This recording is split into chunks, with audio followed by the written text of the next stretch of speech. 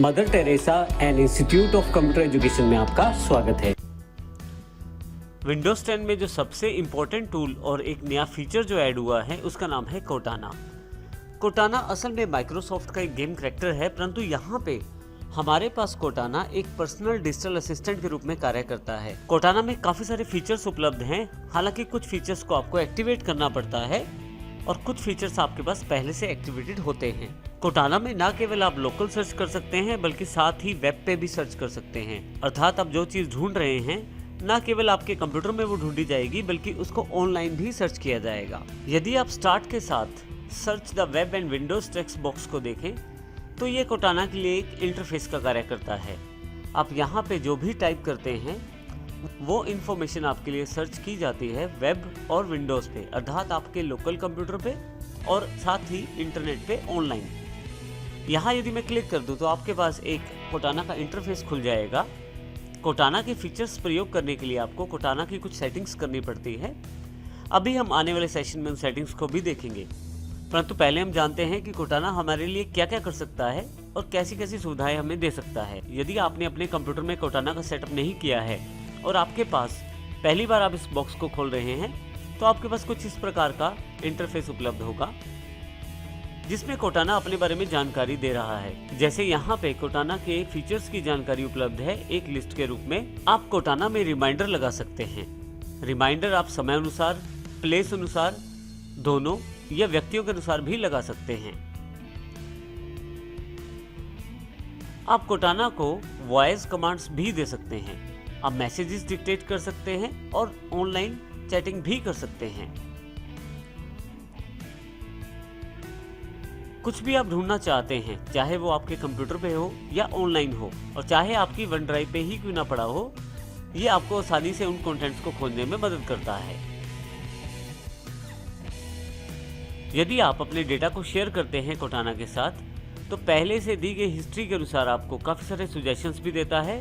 साथ ही आपको आपके लोकेशन और आपकी इंफॉर्मेशन के अकॉर्डिंग आपको जानकारियां देता रहता है, जैसे कि कुछ अगर नए पैकेजेस या कोई डील अवेलेबल है या किसी फ्लाइट्स के बारे में आपको जानना है तो इन सभी की जानकारी आपको कोर्टाना के द्वारा यही इसी बॉक्स में उपलब्ध हो जाती है। आप इवेंट्स, ट्रैफिक, वेदर, जोक्स या अगर खेलों के शौकीन हैं तो स्कोर्स की जानकारी और इसी तरह से यदि न्यूज़ पढ़ना, देखना या सुनना पसंद करते हैं तो वो भी आपके पास यहाँ अवेलेबल रहता है।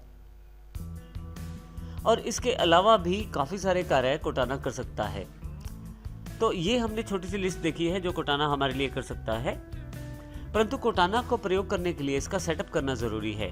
क्योंकि मैं अपने कंप्यूटर पे कोर्टाना को पहली बार प्रयोग कर रहा हूँ तो मेरे पास अभी इसका सेटअप नहीं है, परंतु कुछ स्टेप्स को फॉलो करते हुए मैं इसको आसानी से सेटअप कर सकता हूँ ताकि कोर्टाना के सभी फीचर्स का प्रयोग मैं आसानी से कर पाऊँ। परंतु कोर्टाना को प्रयोग करने से पहले हम क्यों ना कोर्टाना के इंटरफेस की थोड़ी सी जानकारी लें।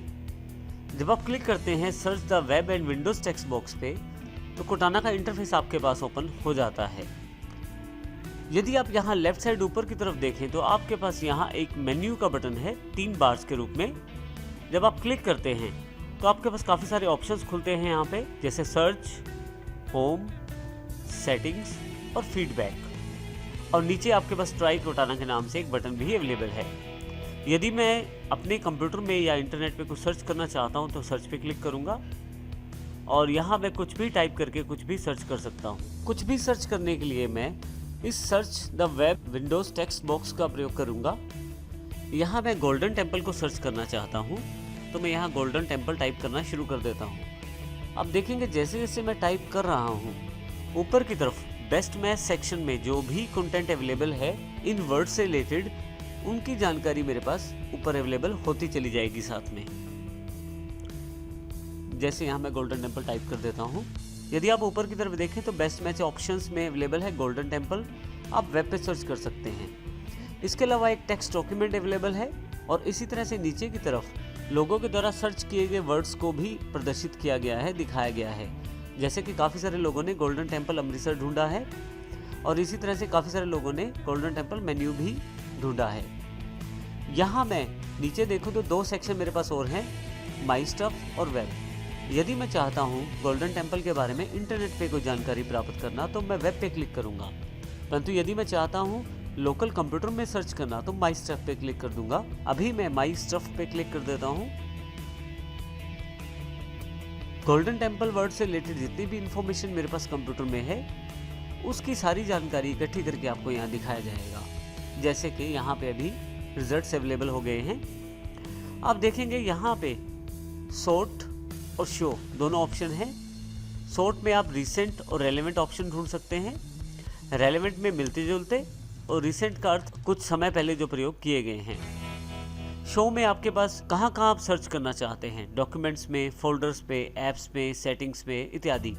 परंतु मैंने ऑल सेलेक्ट किया है तो किसी भी तरह का डॉक्यूमेंट हो, किसी भी टाइप की फाइल हो, अगर गोल्डन टेम्पल वर्ड का इस्तेमाल हुआ है तो वो जानकारी दी जाएगी। नीचे आपके पास रिजल्ट्स अवेलेबल हैं। यहाँ 2 रिजल्ट अवेलेबल हुए हैं। पहला रिजल्ट न्यू टेक्स्ट डॉक्यूमेंट के रूप में है।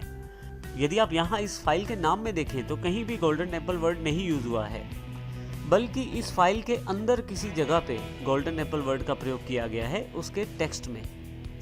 इसका अर्थ ये हुआ कि कोर्टाना के द्वारा न केवल फाइल्स के नाम्स को सर्च किया जाता है बल्कि फाइल के कंटेंट्स को भी चेक किया जाता है ढूंढते समय। यदि मैं इसको क्लिक कर देता हूं तो मेरे पास ये फाइल अवेलेबल हो जाएगी।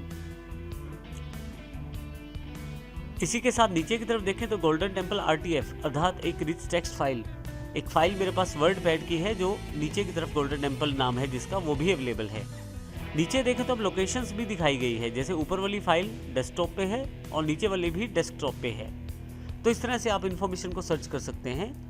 आप यदि राइट क्लिक करके ओपन फाइल लोकेशन करें तो आप डायरेक्टली उस फाइल के लोकेशन पे चले जाएंगे जहाँ पे ये फाइल अवेलेबल है। जैसे मैं यहाँ पे डेस्कटॉप पर आ गया हूँ तो यहाँ पे मेरे पास दोनों फाइल्स अवेलेबल हैं। देखिए मैं न्यू टेक्स्ट डॉक्यूमेंट को खोल के देख लेता हूँ तो बिल्कुल यहाँ कई बार गोल्डन टेम्पल वर्ड को प्रयोग किया गया है। इसी कारण से सर्चिंग में इस फाइल का रिजल्ट भी दिखाया गया है। परंतु न केवल आप लोकल फाइल के लिए बल्कि इंटरनेट पे या वेब पे भी आसानी से सर्च कर सकते हैं अपने कंटेंट को। इसके लिए आप यदि यहाँ ध्यान दें तो बेस्ट मैच के नीचे गोल्डन टेम्पल RTF जो लोकल फाइल है उसकी जानकारी है, परंतु वेब सेक्शन में नीचे की तरफ उन सर्चेस की जानकारी है जो पहले से लोगों ने सर्च किया है। अब मान लीजिए मैं गोल्डन टेम्पल अमृतसर के बारे में वेब पे सर्च करना चाहता हूँ तो बस मुझे यहाँ पे इस सर्च रिजल्ट पे क्लिक करना है। आप देखेंगे कि आपके पास राइट हैंड साइड पे एक ऑप्शन अवेलेबल हो गया है किस प्रकार आप सर्च रिजल्ट को देखना चाहते हैं। क्योंकि मेरे पास एक से ज़्यादा ब्राउज़र इंस्टॉल हैं तो मैं इनमें से किसी का प्रयोग करके आसानी से इस इंफॉर्मेशन को इंटरनेट पे देख सकता हूँ। अभी मैं माइक्रोसॉफ्ट एज का प्रयोग करना चाहता हूँ। नीचे देखें यहाँ पे एक बटन है check box, always use this app. यदि आप इसे चेक रखते हैं तो इसका अर्थ यह है कि अगली बार ये आपसे जानकारी नहीं पूछेगा, डायरेक्टली उसी ऐप से आपका ये सर्च रिजल्ट खोलेगा जिस ऐप से आप इसे खोलना चाहते हैं। परंतु यदि मैं इसे अनचेक कर देता हूँ तो आप अगली बार भी आपके पास ये बॉक्स अवेलेबल होगा, आपसे आपके पसंदीदा ब्राउज़र की जानकारी मांगी जाएगी। अभी मैं माइक्रोसॉफ्ट एज का प्रयोग करना चाहता हूँ तो मैं इसे क्लिक करके ओके कर देता हूँ। आप देखेंगे जो फ्रेज ऑफ वर्ड मैंने सिलेक्ट किया है उसके अनुसार यहाँ पे काफ़ी सारी इंफॉर्मेशन अवेलेबल हो गई है। माइक्रोसॉफ्ट डिफ़ॉल्ट रूप में अपने बिंग सर्च इंजन का प्रयोग करता है इंफॉर्मेशन को खोजने के लिए। तो यहाँ पे बिंग रिजल्ट्स आपके पास अवेलेबल हो गए हैं।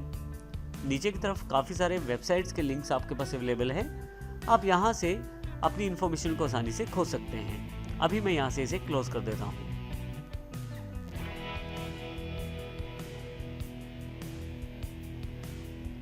यदि आप चाहें तो नीचे की तरफ वेब सेक्शन है, वहाँ भी क्लिक कर सकते हैं। अब वेब पे क्लिक करें, आपके पास फिर से वही बॉक्स अवेलेबल है।